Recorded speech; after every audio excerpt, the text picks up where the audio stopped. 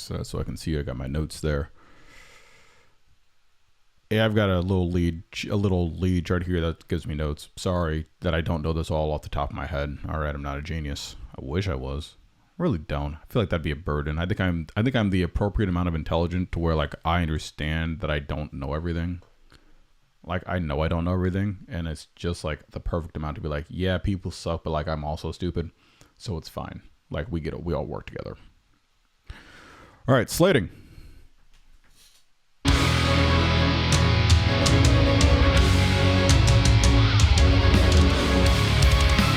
What's up, everybody? This is Major with Major in Metal, and we're here to talk about, metal and guitars and things of that nature. Today we're going to be looking at some Megadeth, man. One of my favorite songs of all time, debatably my favorite solo of all time, Lucretia from 1990's Rust in Peace. This album had a new lineup adding Marty Friedman and Nick Menza, and man, what a magical combination that was, because like, especially for like, all right, this is your first album, the four of you dudes putting an album together, and this is what they came up with. Again, in my opinion, the greatest heavy metal album. And I mean, it's got everything you could want. It's aggressive, it's technical, man. There's just so many good solos all throughout it. Everyone always talks about Hangar 18, and everyone always talks about Tornado of Souls, and like, while those are great songs in their own right, I think this one really showcases some unique writing. It really showcases like what Marty Friedman can do. Because I mean, keep in mind, dude was only like 27 at the time or something like that. And it's like, man, I'm 33 and I cannot imagine writing anything nearly this cool. Like, I mean, there's a reason, we all still talk about this album. There's a reason we look at this album and like, man, what is going on here? So what we're going to do here today, man, is we're going to break down the solo. We're going to record some of the rhythm tracks around it. Probably not going to do a straight playthrough of the solo, just because honestly it's hard, and I don't think I can really do it like that great yet. But we'll jump into the DAW and get some things moving. All right, so now we're in the DAW here. As usual, I have my bass guitar and drums already tracked. I tracked the bass earlier. Drums are a MIDI file that I found and edited a little bit for a little more humanism. This is a really cool part behind this solo. What makes a great solo is obviously, some technical prowess, some cool writing, some good licks, but really a great rhythm section or backing section is what makes a solo stand out. So what we have here at its core, it's pretty straightforward. It's just like a little 8-bar deal. You have your F sharp minor. Well, actually, it's F sharp major. We'll talk about some of the debate on that, but it's really an F sharp major, followed by an E5, E7 technically, D7. Then you have a B, C sharp minor, which is then you have this little passing tone right here to bring you right back down to your root.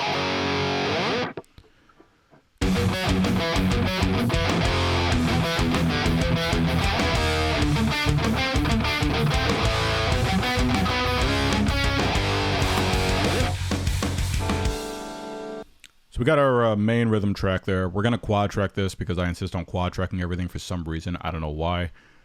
So I have to do another pass of that. But one thing I do want to do for the first half is have my rhythm guitars mimic the bass. This is not something that's on the recording. I think this is just something that just adds a little thickness in the first half.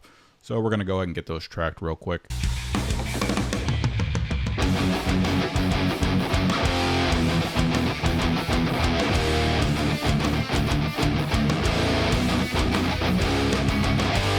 Let's go ahead and throw this in there. Let's see where that lands. Run the rhythm track there. Beautiful. So we got our rhythm guitars tracked. We're going to just kind of isolate them and play around with them a little bit just because I think it sounds cool. Yeah, we'll just listen to the guitars real quick. And this is with that added rhythm, the doubling the bass part, what I'm talking about.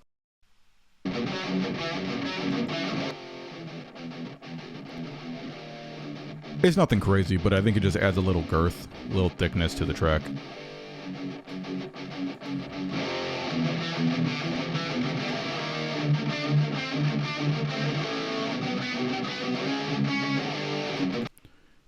When you couple it with the bass and everything, you'll hear it. It makes it pop just that much more. So again, just listen in here.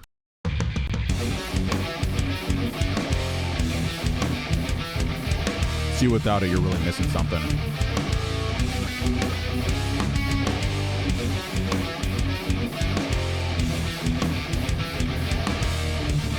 I'm sure some of you, this is your first time seeing like someone work in a DAW, and it's like, man, I'm not even like super good at like being efficient and fast, but you see some of these like professional cats, like, man, it's like, how the hell did you do all that?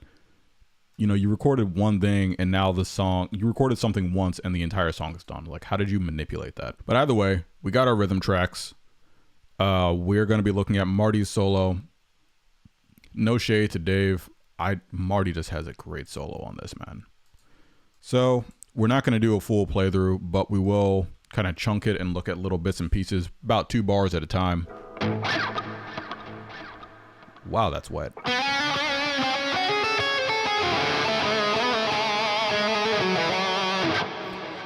So yeah, we're just gonna kind of play around with it. Here's that first section here. This is what we got.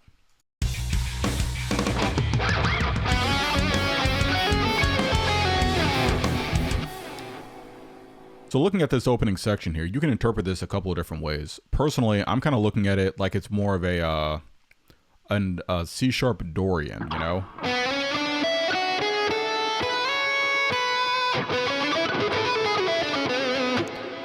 You also get this cool chromatic passing tone right here. And it's mirrored in both octaves. Personally, I'm not looking at that as really like part of the chord. I just kind of think of it more of like a passing tone kind of deal. But either way, out the gate, it's like a C-sharp Dorian. So that's your first set there. After that, what do we have next?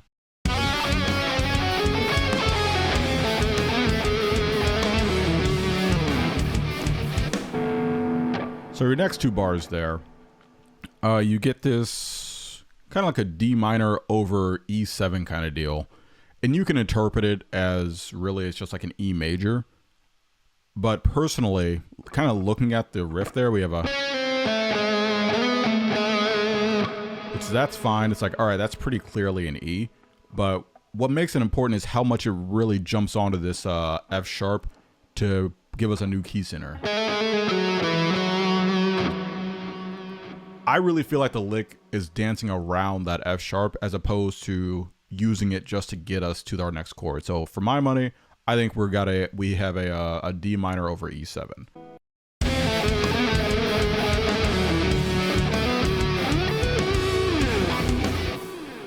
Next looks pretty straightforward. It's just a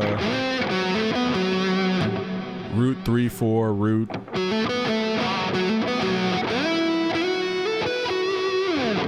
It's doubled an octave up. D minor over D7. Pretty straightforward. Again, kind of interesting. We're really relying on this minor third. There is nothing that explicitly states that this is a D major or D minor. It does have at least a 7th on it.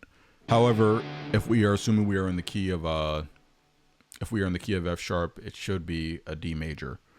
So again, I think some of these just kind of chromatic, not really chromatic passing tone. Well, it is chromatic passing tone. Whatever. Some of these tones in here.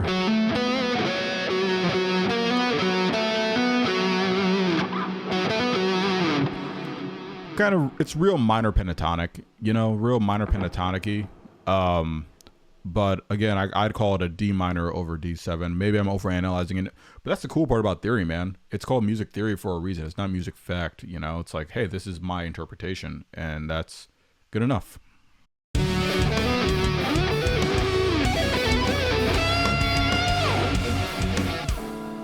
So this next lick is when it starts getting pretty cool.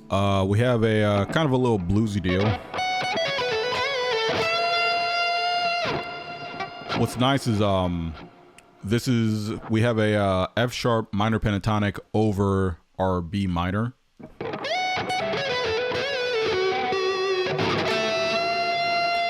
And then we bend up to the major third and it's over the E there.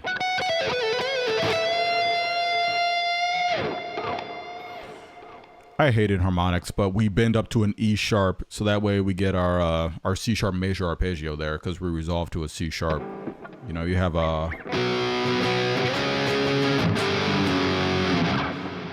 And it's like, okay, sure, yeah, but I just hate enharmonics.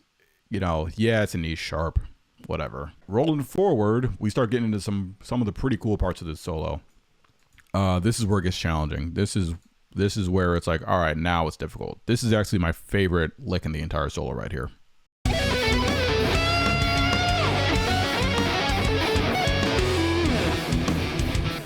Not perfect, but you get the idea. So what's going on here is you have an F sharp minor arpeggio. Then it slides up to a different position. However, instead of doing another minor, we do a major arpeggio. As opposed to throwing that major third in there is crazy, and I love it. Because you have your F sharp minor, then F sharp major, then back to F sharp minor. Which is like, man, who's thinking of that? That's so crazy, but that is so cool. I love that. So what we got here, followed by a F sharp 7, F sharp minor 7 arpeggio to get out of it. But yeah, man, going major to minor to major. Sorry, minor to major to minor that's so cool. I'm not a jazz cat, but I want to call it hip, you know? I feel like that's false, stolen valor if I start saying hip and stuff like that. But I guess calling them cats is kind of stolen valor too, whatever.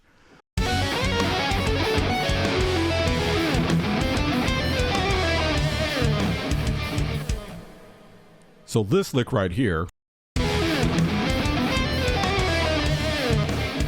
what's cool about that is it's just, at its core, it's just an E major arpeggio. However, you get this ascending lick.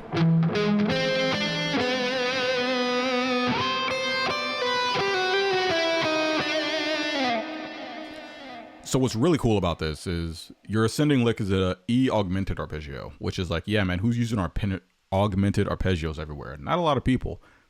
I'm not a huge fan of them, but maybe I just don't know how to write with them.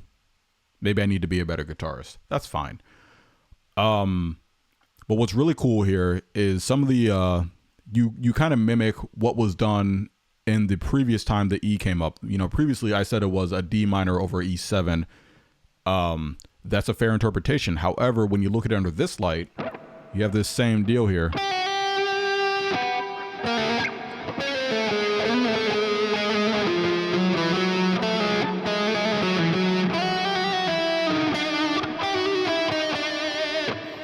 Either way, it kind of invokes just kind of taken from your last version and doing an upgraded version.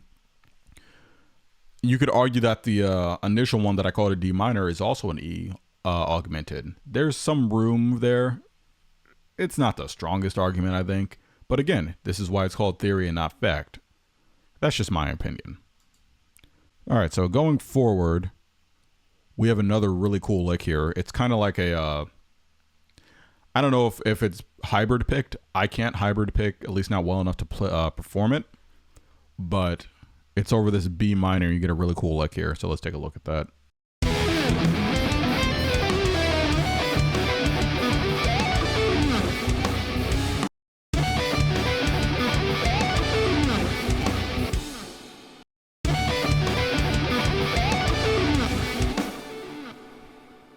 Yeah, so the lick itself is... It's got a little bit going on. It's not impossible. It is challenging, but it's really what's cool is you have this B minor into a D major arpeggio all over D7. Why that works is because, as we know, B minor is the relative minor to the key of D. So D major and B minor are cousins, right? So yeah, you can do a B minor arpeggio, then just bring it into D major.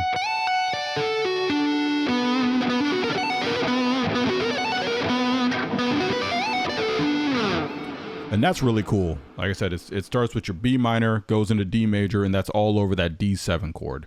So I think that's pretty tight.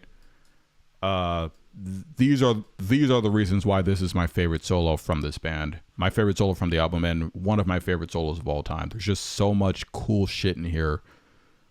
So we got this weird lick here.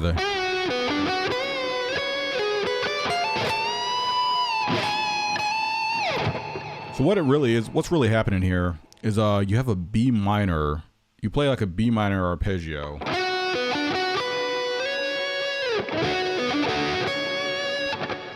And it resolves up to a C sharp.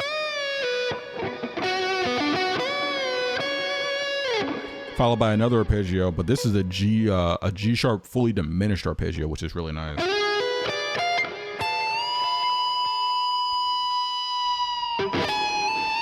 Yeah. So we'll play that, get that going.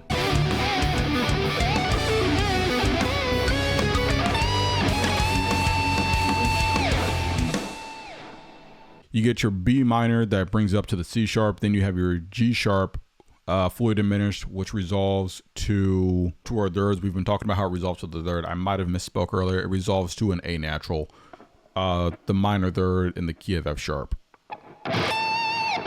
Well, what's cool, this sets off a string of the next three chords are all resolving to the third, whether it's the major third or the minor third, depending on the context.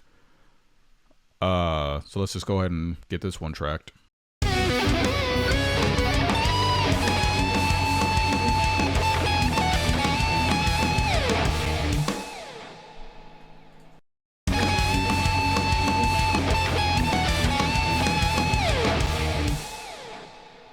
So there is that little lick in there. Sounds nice, but notice we land right on our G sharp. The third in the key of E. So again, we're just hanging out on those thirds all day.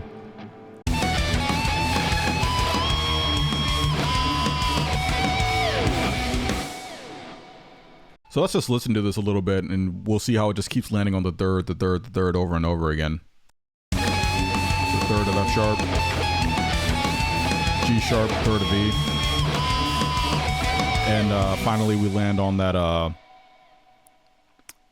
F sharp, the third in the key of D. So again, it's just third. And again, man, don't listen to this as like oh, that sounds like it's not taken in one. It's not tracked in one take, man.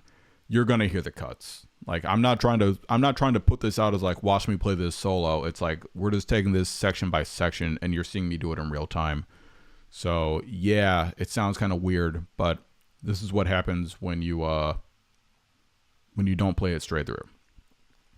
So all that said, we're going to keep rolling here.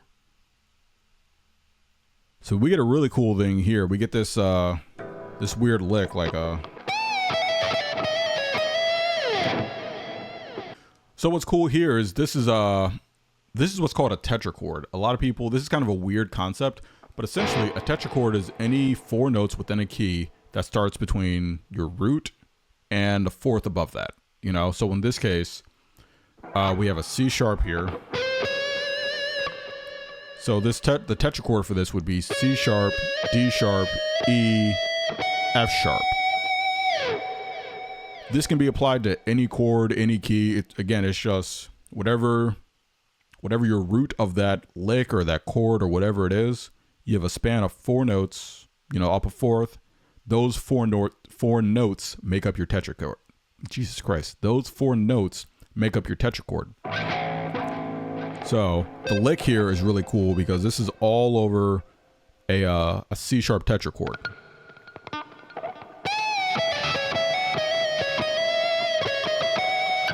All that's in there outside of that bend in the very beginning, we're just using these four notes.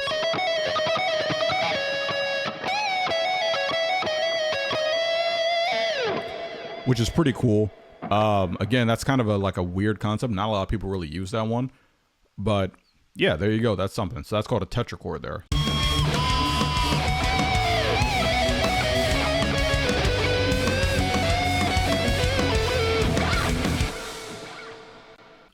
So here's the deal. For the most of the solo at this point, it is just kind of between F sharp minor pentatonic and F sharp blues. So we're just gonna take a run at it. We're just gonna basically pretty much record the ending of the solo. When we get to the end, we're gonna talk about that because they got this cool lick that happens. But we'll get there in a second.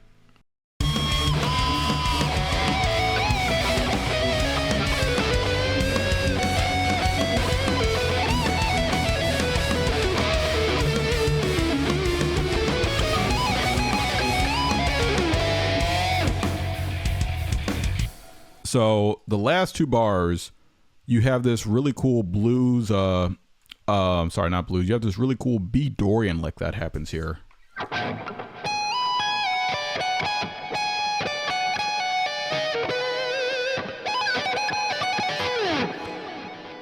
Which again, man, that's a really good use of that scale. It adds a little bit of color and a little bit of flair. I hate to use the term Eastern, but that's the term I know to associate with it. If that gets me canceled, sorry. But that's a very common thing that Marty Friedman uses. A lot of scales that invoke that kind of sound. That's all over his writing, even his stuff with Megadeth, his personal stuff. It's all over. There's a reason he lives in Japan now. The man loves that sound. So yeah, your first half of that is your B Dorian. And then to get out of the solo, we just have a B fully diminished run. Nothing crazy. Followed by a double stop to bend up to your root. And that's that. So yeah, man, that's the solo for this song. I think it's so good. I think it's really well written. I think it's super underrated. I don't think people talk about this particular song enough. So hopefully, if you weren't familiar with it, now you know a little bit more about it. If you're a guitar player, man, take some time, analyze the solos you're playing, dude. You know, if you don't know some theory, learn a couple of scales, man, and just kind of look at, like, why do I like this? What makes this sound cool? I promise it will not make you a worse musician. But regardless, man, that's another video. I'm Major. This has been Major in Metal, where we major in metal and we study heavy metal stuff. So like, comment, share, all that, and we'll see you on the next one. Peace.